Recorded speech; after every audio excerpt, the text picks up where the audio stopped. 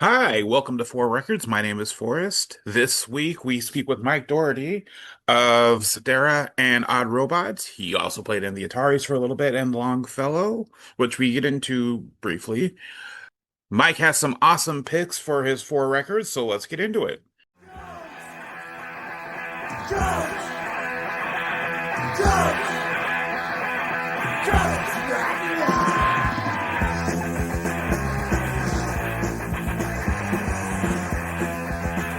All right. And okay, so when you were given the homework for this, what was your thought process in selecting these records?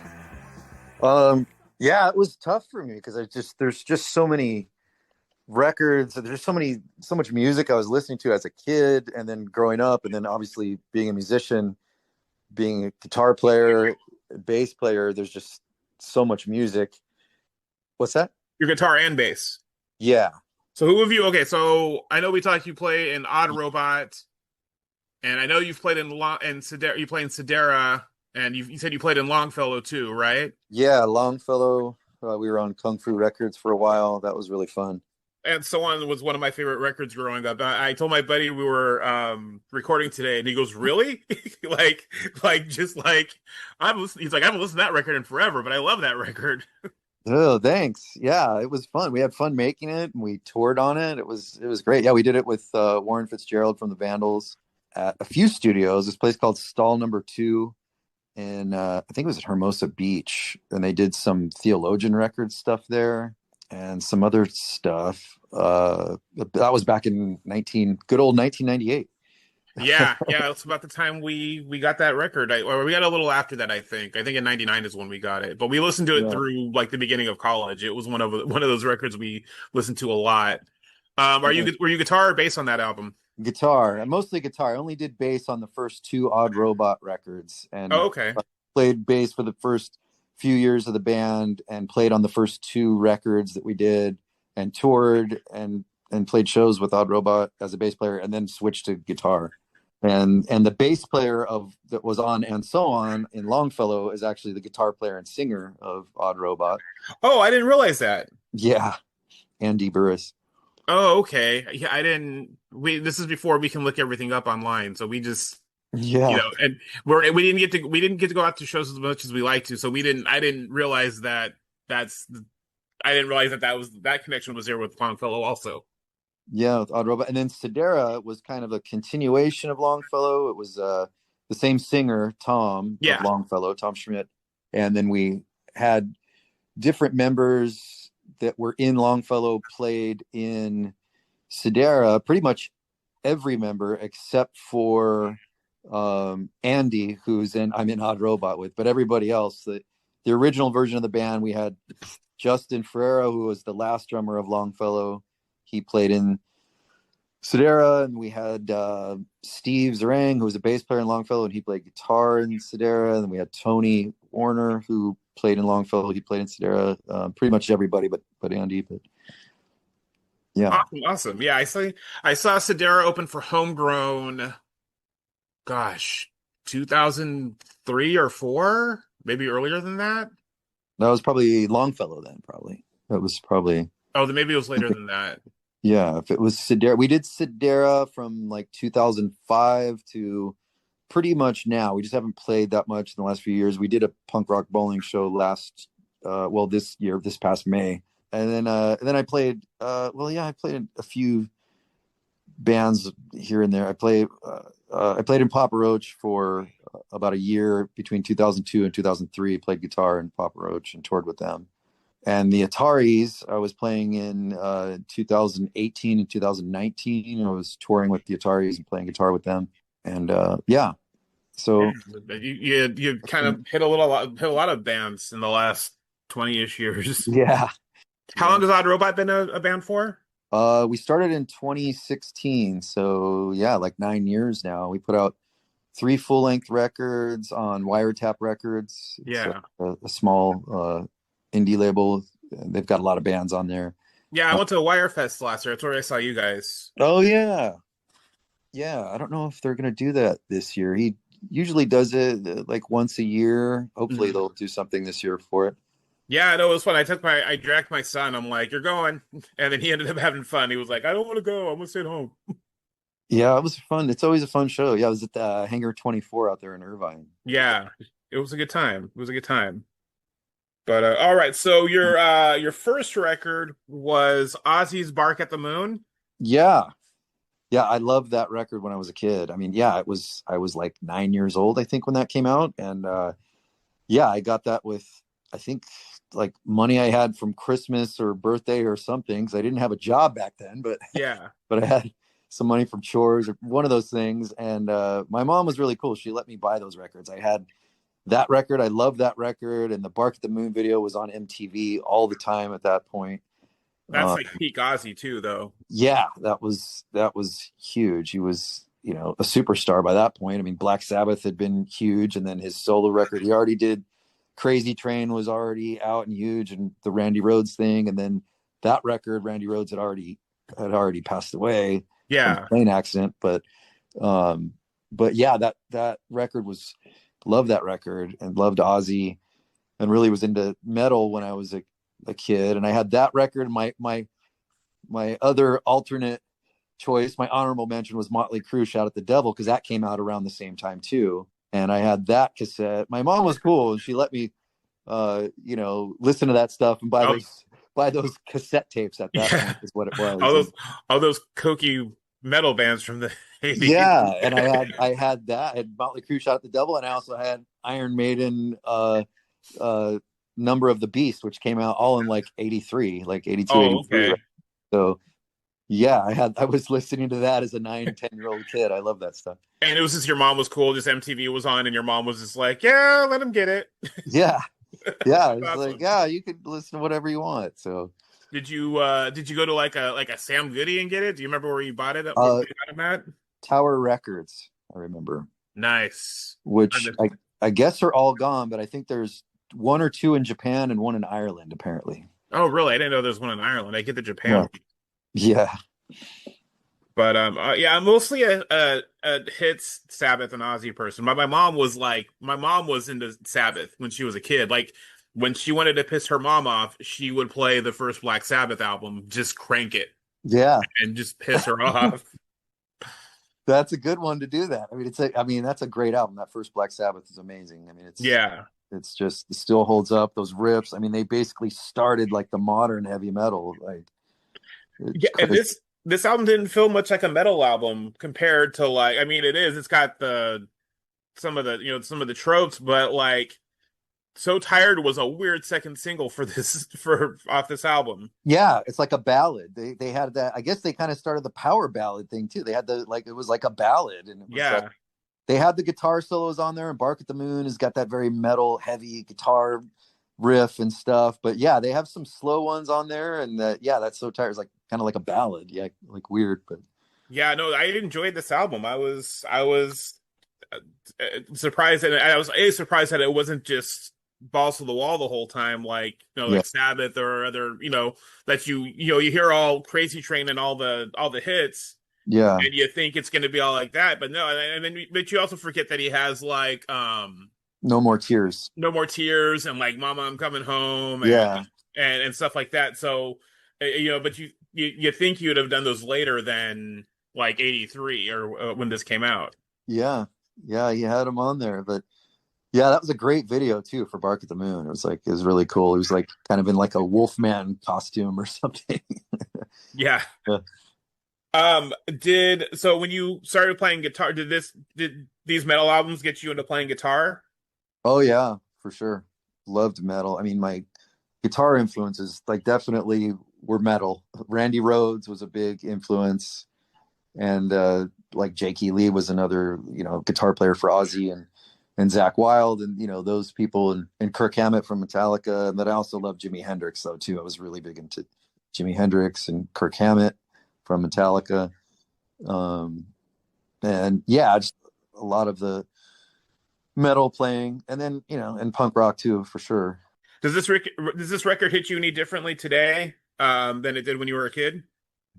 Yeah, it does. I re-listened to it, and it still holds up, and it's still it's still a good record, and the production is good too. I mean, it's on a major label. Ozzy was on a huge label. They Yeah. spent a lot of money on it, and it was in the '80s. They were doing that big production. It's like the snare drum sounds huge. Like everything, production still definitely holds up, and yeah, it's good. The songs are good. I guess songs that are good songwriting stand the test of time. I mean, still a good record. Yeah, like I said, I was surprised, and it's a record, and I like going back and listening to older records because it has sides. Like the second half starts with the bells, Yeah, the bell tolls at the beginning of Center of Eternity. yeah, yeah. It's cool. The flow, like the segues and stuff, the flow of the album and everything. It's yeah. Why did you? So what made you choose this over your honorable mention of Shout Out the Devil? Like what edged it out? It was I think it was just that I was into Ozzy more, definitely at the time. But definitely Motley Crue, yeah, they were a big influence too. I love the guitars on Shout at the Devil. I mean, it was just like these buzzsaw guitars. And but I like the guitar playing better on the Ozzy stuff. Nice, Um, nice.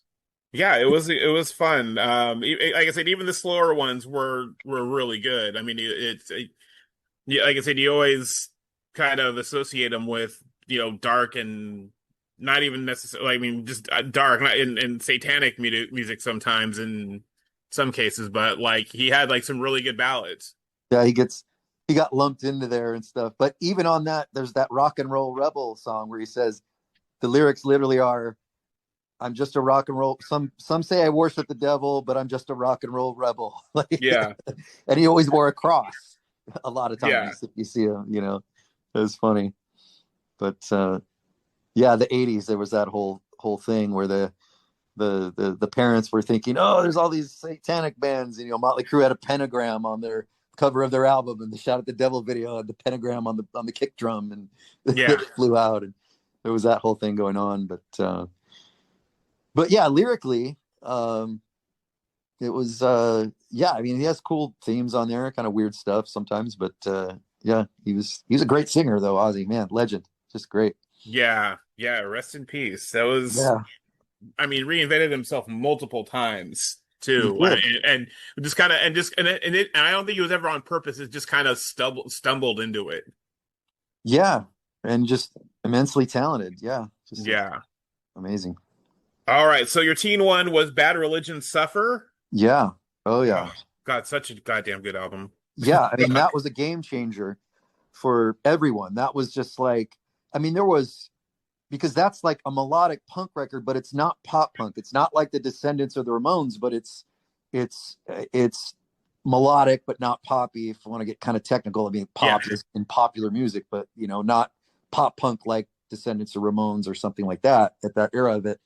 But that was, and like Fat Mike says tons of times in interviews, that changed the whole sound of No Effects. If you listen to No Effects before Suffer came out, he said they tried to pattern their sound after the Suffer record. No Effects got more melodic after Suffer came out, and that's the blueprint for all of the Fat records and most of the Epitaph stuff after '88 was that sound basically. It's just that Greg Hudson just going in there and just riffing it. Yeah, and the songs are melodic, but they have an edge, and and it's very different from the Bad Religion stuff that was prior that came out before that. Yeah. Those older records, which was more like early '80s hardcore stuff that they did from 1980 to '83, all those records that they put out and that stuff, and it was then when Suffer came out, it was like, yeah, it was a whole different ball game. They were using like minor chords in there and stuff, and all of the background vocals that he would do, almost like Beach Boys harmonies, 3-part harmonies, which became like Yeah. a staple of the Bad Religion sound with all of those vocal harmonies going on and stuff. And that's the one that kickstarted it. And all the Bad Religion albums after that are amazing. I think they're all good. Even the Bad Religion songs that or albums that people don't like, it's like those were good for a punk band. I always bring that up. I was like, well, you might not have liked the New America or whatever, the one that Rick Ocasek from the Cars did, he produced, or some of these albums that people didn't like, but I still liked them. And I go, look, even a Bad Religion album that people perceive as not that good is still better than 90% of the punk bands out there. This is true. Because I they're so good at What something. other ones do people not like? I remember being just okay with New America, but what other ones do people say they don't like? I think No Substance, people were like, oh, this is weird. Like, Oh um, yeah, that yeah. one, but I liked it because they actually had some heavier guitar stuff on there and some palm muted guitars, where it was almost kind of a metal thing. That might have been the first one with Brian Baker. I'm not sure, but um, He comes in. I just had this conversation with my editor. He came in after Stranger Than Fiction, so I think Gray Race Gray is. Race, yeah, maybe he was on Gray Race, I guess. But yeah, that when he came in, he definitely seemed like he changed the sound a little bit and had his guitar leads that he throws in, which are different than Greg Hudson and different than Brett Okay. Gurewitz too. So his influence is definitely there, and which is great, I think. So because Yeah, I love Minor Threat, and Brian Baker's a great guitar player and bass player. So my Threat was the first band that made me go like, "Hey, I think I can do this." yeah, yeah, that's a great record. I've just was listening to that full discography thing, and I've got it, listening to that recently again too. It's like it's a great record. Yeah, that's. I've got a black sheep on my right shoulder, so that's my band. Oh yeah, nice. Yeah, great, amazing, amazing. That's such a it's so raw and great. All the Minor Threat stuff, and then Fugazi, of course, too, is amazing. I love Fugazi. Did so I was looking at the records here. I see that metal kind of tapers off. Did this album help? Did this album kind of do that, or were you still in the metal Oh, as I was still, as? yeah, still into metal, still into all of that stuff, pretty much everything, even into jazz. I mean, as guitar playing took over and I got more into being a musician, I was into basically every genre of music. But the stuff when I was a kid and the stuff that I really listened to and played the most was like punk and metal and I guess classic rock and blues and stuff. But Nice. yeah, definitely. I mean, the punk thing, I guess I got into it from when I was skateboarding when I was a little kid. I would get Thrasher magazine, and they always had a section on bands, and I remember they had a thing on Danzig and Misfits, and so I got into the Misfits from Thrasher magazine back in the '80s, like early mid '80s, and then listened to like the Misfits, Dead Kennedys, Ramones, Sex Pistols. They were, a really big band before this whole 1994 thing of these bands selling millions of albums. I mean, Sex Pistols and Ramones were like the really big punk bands, and so was, Bad Religion. Like Bad Religion, and when Generator came out, they were doing 2 nights at the Palladium in Los Angeles and Hollywood, and that was pretty big for a punk rock band Yeah, I at the mean, time because yeah. bands weren't selling millions of albums and doing arenas and stadiums like they did from '94 on with Offspring and Green Day and Blink becoming so huge. But yeah, my first, the things of getting into punk rock was like Misfits and Dead Kennedys and Ramones and Sex Pistols. Basically, that's how I like door of into the whole punk rock world were those bands basically. Nice. And so, okay, so here your honorable mentions were Gorilla Biscuits, Stand Still, and Guns N' Roses' Appetite for Destruction. Yeah, Gorilla Biscuits Start Today. Yeah, Stand Still is one of those songs. Oh, Start Today. Stand Still's the song. That's right. Sorry, yeah. Yeah. I was Uh, listening to them because my son, when I had it on, and I think it was on random, and it came on, and he goes, "What's this?" I'm like, "Oh, this is Gorilla Biscuits." He goes, and I have a big playlist for him, so whenever he hears a song, I can just throw it on there, and then he can jump into the playlist and listen to anything he wants to that he likes. And he goes, oh, "Put this on my playlist." that's awesome. Yeah, Gorilla Biscuits are amazing. Love that band. I was really back and forth between that and Suffer, but Suffer was so influential, and that so was Gorilla Biscuits. I mean, especially with hardcore, straight edge hardcore. That Mhm. album, I mean, such an amazing album. It still holds up. I mean, I just saw them a few months ago at the Garden Amp in Garden Grove, and they were amazing. They're always amazing. Uh, Gorilla Biscuits, absolutely just a great band, and Civ is such a great front man.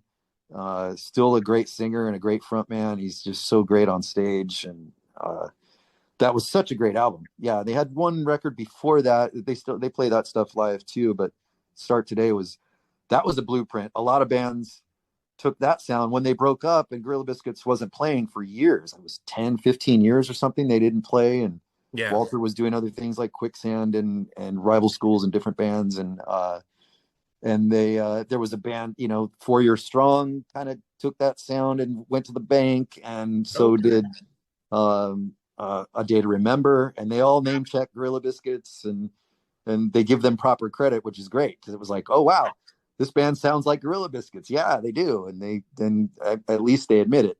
And Yeah. and then there was a band called Set Your Goals, which took their name from the Civ record Set Your Goals, which was basically like Gorilla Biscuits Part Two, was Civ doing that band Civ, and Yeah. uh, that album Set Your Goals was an amazing record too.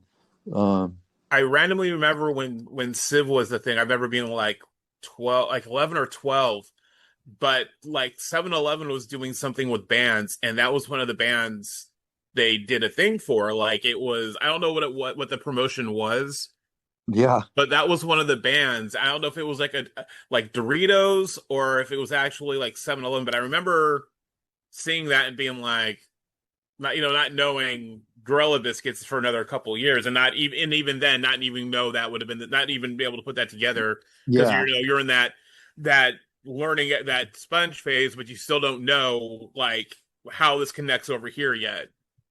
yeah. They got that record out. It was on Atlantic Records, which is a major label, and a little label called Lava Records. It was through Atlantic, but they actually had that song on like I think it was a Nissan commercial the years later. And yeah, they had a little bit on the radio, and they did have the video on MTV for a while. So they did get that at the time. That song really got out there, that on Civ, um, that Can't Wait 1 Minute More was the single, was the song. And um, it was a lot like the song Start Today on the Gorilla Biscuits album. It was kind of the songwriting wise and structurally, it was very similar to that song. Hmm. But it's a great song. Yeah, Can't Wait 1 Minute More it's a great video, great song. Um, yeah, I love Well, that record going too. back to Suffer real quick, Yeah. what about the album spoke to you? Like what about at that age? Like what spoke to you on it? Wow. It was just the lyrics, like Graffin's lyrics are just so great. And I mean, the guy's got a PhD. He's a very Yeah. smart guy. And yeah, the lyrics were really cool. And just the I love the beat, like the fast punk rock beat. They're like, all the songs are really quick. They're like a minute and a half, 2 minutes long, and it just, they get in and get out, and the everything was just, yeah, like I mentioned, the vocal harmonies earlier were just amazing. It was like, wow, this is like a punk rock Beach Boys or something. It's like just just loved it. Definitely, it was just infectious. It was like one of those songs you just put that record on, you listen to it over and over and over. I mean, it came out in 1988 and I'm still listening to it, like. Yeah. And a lot of the Bad Religion stuff for me, I really connected with that band. They're one of my favorite bands. I think they are pretty much one of the best songwriters in punk rock ever. I mean, their songs are just incredible. And yeah, that record like set their blueprint for everything after. A lot of people, well, it all sounds very much the same. So, well, yeah, but the songs are really, really, really good.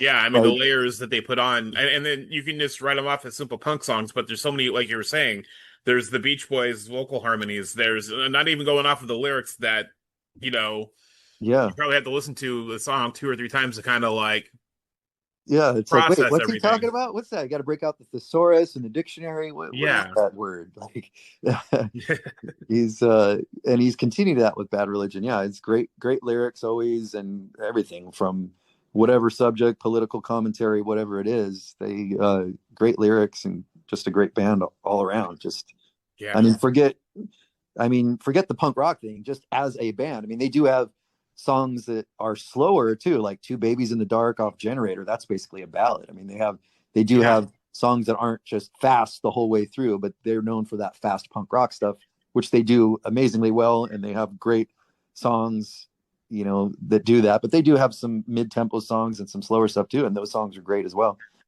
Okay, so your 20s album was Quicksand's Manic Compression. Yeah, love that record. I was like, I think this was my first Quicksand record. Like, I don't know why I never got to them. Yeah, that was a great record. That was their second record. The first one was Slip, that came out in 1993, which I was 19 at the time. But this one I think came out in 95. I was 21. So yeah, that's my 20s record. That one, which I loved Slip, and that was great. This one was cool. I like them both, but this one for my 20s, yeah, this record, and I still listen to it, and it's a great record, and such a great, highly influential record. It's down-tuned guitars and drop D, which they did on the first record, which not a lot of bands were doing at the time. Then later on, bands like Soundgarden, Soundgarden did drop D tuning and Deftones and different bands, but they were one of the first ones to do that, along with like Helmet as well, but to do like the whole drop tuning thing Yeah. and popularize it and do a whole record. I mean, there were bands that did maybe one or two songs in an alternate tuning or a drop D, but that whole record, Quicksand, yeah, Manic Compression is such a great record. And the stuff they did afterwards, they broke up and got back together too and released records, but and their record, all their records are great. But yeah, that is such a great record. Yeah, it's heavy. It's like post-hardcore, but then they're got a little bit of metal on there for sure. But such a great record that is highly recommend it for anybody to check that record out.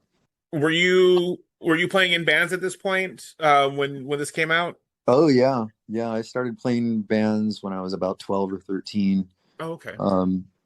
And yeah, when that came out, we were doing Longfellow.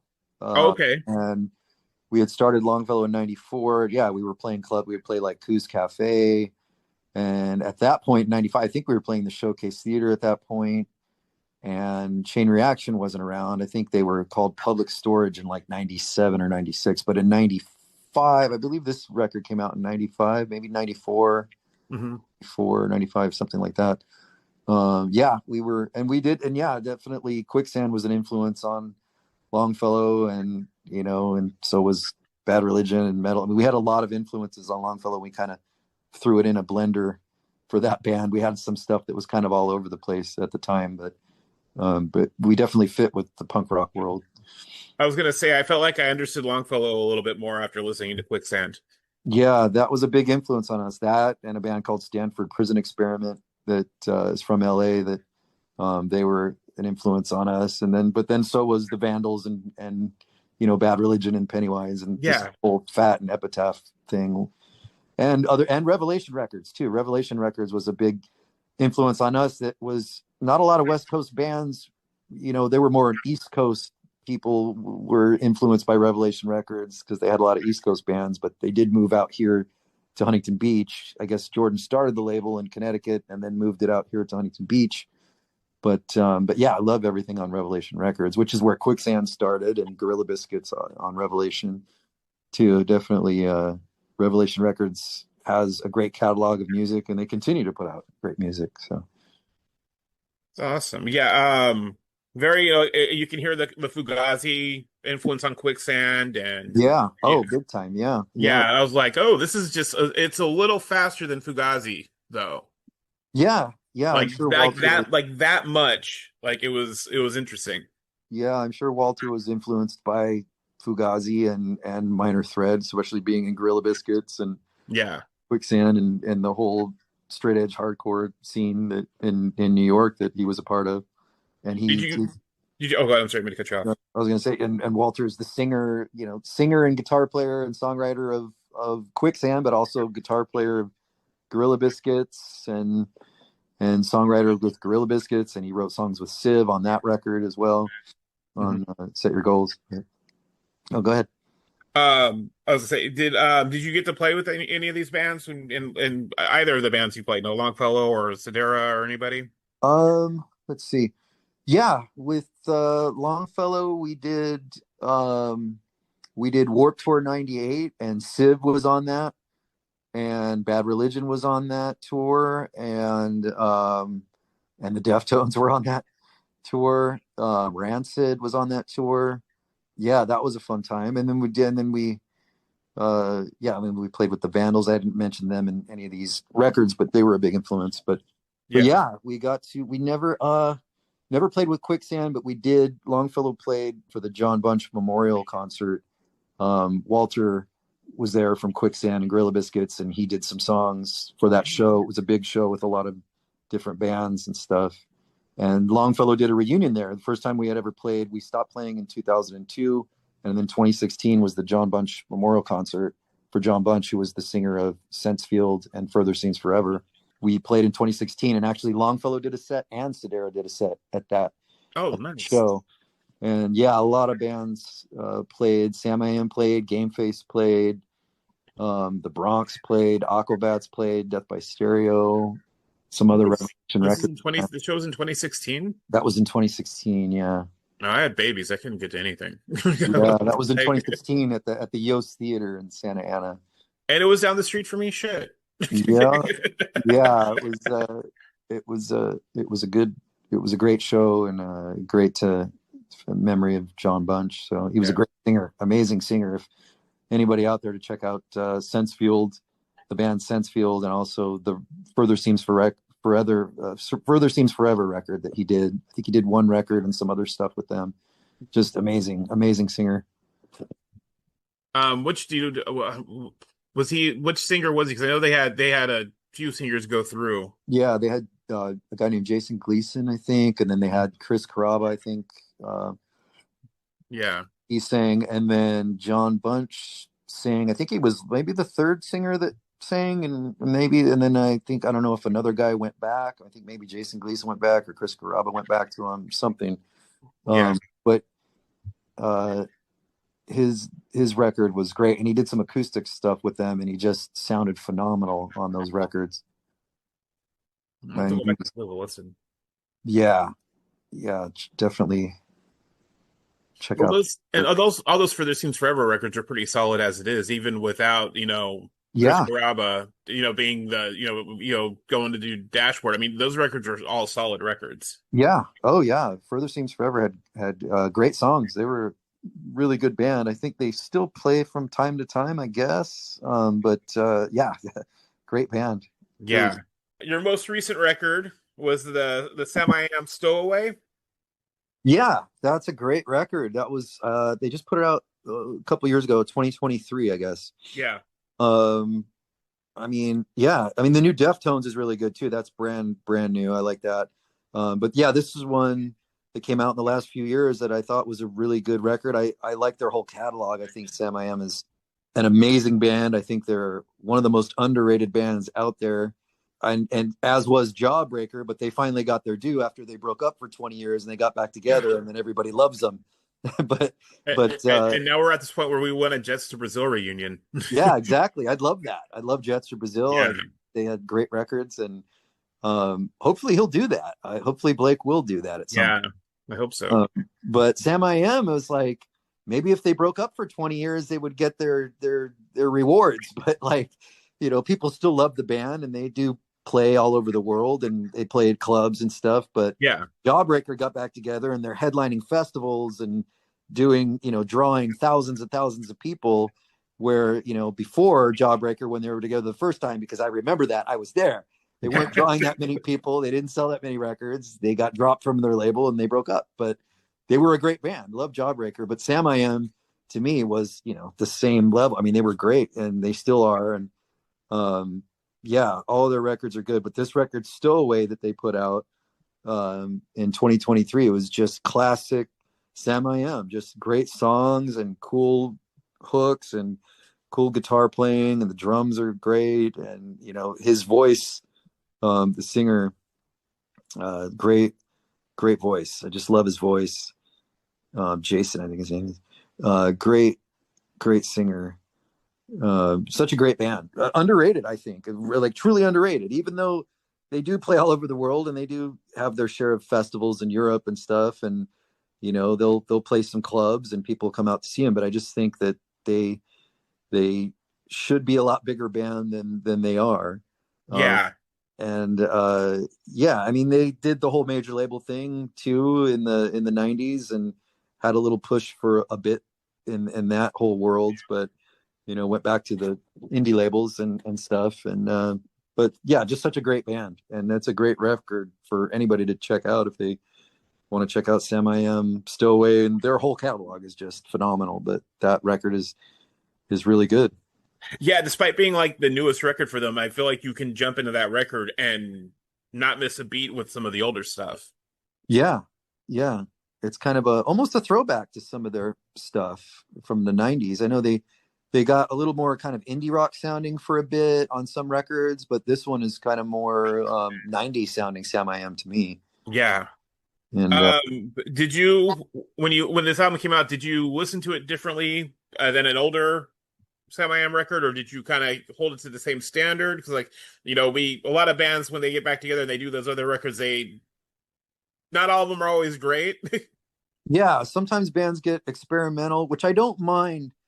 For me, it comes back to the songwriting. Um, if the songs are good, I don't mind when bands experiment. It's a good thing. And it's also cool when bands just stay in their range and do what they do. That if it's not broke, don't fix it. A lot of bands do that and kind of, and especially if they're a big band and they don't want to alienate their audience by throwing in some weird thing or power ballad or doing something different. I mean, Face to Face released Ignorance is Bliss. That record a lot of people didn't like, but I loved it. I thought the songwriting was great. I didn't think it was too much of a departure. Some of it was, but I thought it was good. I Yeah, thought the songwriting was really good.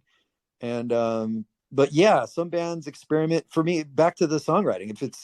If it's not that great of a song, no amount of great production and great studio wizardry and magic is going to make the song that much better. It might sound a little better aesthetically if it's produced in a really good studio or a good recording, but yeah, if the song isn't there, then you don't have a good song. And that's what an album is a collection of songs, and hopefully those songs are good. yeah. And yeah, this was, I thought Sam Am did a good job with the songwriting on this. And that's my whole thing too with every genre. It's like, oh, people like, I don't like country music or rap or hip hop. It's like, well, you just haven't heard the right song, because there are great country songs and there are great rap and hip hop songs, just like with metal and different things. I mean, in punk rock, a lot of people that aren't into that stuff, I'm like, well, you just haven't heard the right song. I mean, there's great songs in every genre of music, really. I believe that every, I mean, a lot of people are, oh, I'm not really into ska. I'm like, well, there's some great ska songs out there. There Yeah. really are. You just got to find the right songs. But yeah, it was good. This was a great Sam I Am record. Really cool stuff, and the production was good too. Yeah, I mean, I don't know. I'm not really sure where they recorded it or where they went or what studio or what they did, but it's really good production. It's a great recording, and it's good songs, definitely. When you get to new music, what turns you off about new music? Well, I'm excited by new music. Nothing really. I like, it's almost like, especially being a musician, it's like, okay, what's left? What can be invented? It's like if somebody invents something new, some kind of new genre or something, like, cool. Let's see what's, or if they kind of twist things around. I remember in the 90s, it was like, well, what's even done even then, even 30 years ago? Okay, what can you do now? So people were doing rap and rock and funk, Yeah. and like we're gonna do rap rock now. That's a thing. We're gonna combine 20 different styles. It's gonna be punk and ska. Now we got ska punk. Okay, well, so that's cool. Again, it goes back to the songwriting for me. Like, if there's some wild new form of music that comes out, or like, cool, like, yeah, let's see it. It's up to the young kids to invent something new, I guess, now. Yeah. So hopefully something new in music will come out, and there's a lot of great new artists, I guess, out there, and whatever kids are into. It's cool with the punk thing though, because it seems like younger kids are always getting into it. I mean, like I said, I went to the Gorilla Biscuit show a few months ago, and there are literally people are bringing their kids there. I mean, there are 7, 8, Yeah. 9, 10-year old kids that are I'm that into it. I'm that guy. Yeah, and that's great. And they're stage diving and everything, and then up to people in their 50s and 60s going to those shows. And Yeah. that's great. And I mean, whatever new music, maybe older people aren't into some of the new music, but I mean, I think it's exciting that, I mean, especially with recording being so accessible, where you can have really good recordings on a home computer now. Yeah. So yeah, I got into artsy shit like and had to stop because I had to go do grown up stuff like right as all that was happening, like all that home recording stuff. Like I got into it like right at the beginning of it when yeah, I like didn't have the time. I had the money, I didn't have the time. yeah, you can get lost in the recording stuff for sure. But yeah, I mean, there's all kinds of stuff out there that people are doing, and like prog rock and stuff, and just, yeah, there's so I mean, I love all genres of music. I really think that there's something for everyone out there. And some people, there's guys that are like, I just like heavy metal, or I just like punk rock, or just like ska. People are just like, that's all I listen to, that's all I like. Like, okay, well, that's good for you. That's fine. But as and most of my musician friends are pretty open minded and like every style of music too. Especially being a musician, it's like you get called to do a country gig. If you're a guitar player, you're going to do the country gig, even if you're known as the metal guy or Yeah. whatever. It doesn't matter if you're in that whole hired gun world or whatever. It's like if you get a call or an audition comes up for whatever band it may be, you're going to take it. That whole thing. But if you are fortunate enough to be in a band that's successful and making a good living at it, where you don't have to play in other bands or whatever, and you can stick with one band, that's great. But even those people that I know that do that and are successful at it, most of those musicians love all different kinds of music, where people would be surprised. Oh, that guy in that metal band likes, Lionel Richie. He's like, yeah, everybody loves Lionel Richie. Yeah, who doesn't like Lionel Richie? Yeah, how could you not? Well, and I think that's the thing I've learned about this is I think because when you're at least when I was a kid, everybody was all like, that's poser shit. Like if you'd say you like something else that's not punk rock, and then that's poser shit. But Yeah, the thing you're learning from this is like all the people that that you liked poser shit. yeah. Exactly. You got to Like be you would too call that cool person for a school. poser if you had a conversation with them. Yeah, yeah. In the back in the elite scene days of you Yeah, just listen to straight edge hardcore, and if you're not vegan, you're gonna get beat up, man. You yeah. can't. It's not enough to be vegetarian. You eat cheese, you're gonna be beat up in that scene. Like, okay, like yeah, yeah. There were some crazy rules, I guess, with some of the scenester stuff. I don't see that really much going on anymore. I No. mean, but yeah, it was definitely kind of there in the 90s in Southern California. I saw some of that. I never gave a shit. I'm just like, I like what I liked, and I don't care.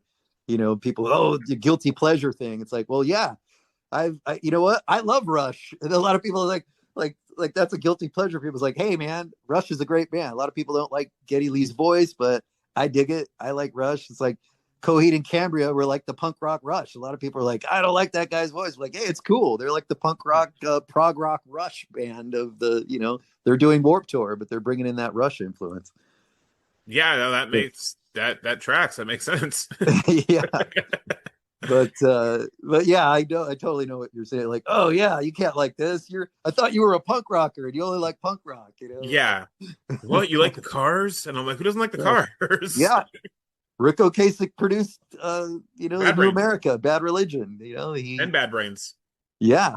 I mean, he did a lot of cool stuff. So with all the records that we went through, do you feel there's like a theme or like a feeling or through line of sound that kind of ties these records together? I would say, yeah. I guess the guitar playing. I guess really all these are pretty kind of heavy guitar records. Not heavy, but I mean they're prominent. I mean, Quicksand is a heavy guitar band, Yeah. and so is Ozzy. But even Samiam and Bad Religion, the guitars are in the forefront there for sure. Yeah. Just really cool guitar playing, I think, in all of it. And yeah, Samiam especially, they have some cool chord progressions and melodies with their guitar playing, and they do some leads here and there, but not like traditional, you would think like kind of shredding leads or anything like that. They do have a few here and there, but I really like the guitars in the Samiam songs too. They're really cool.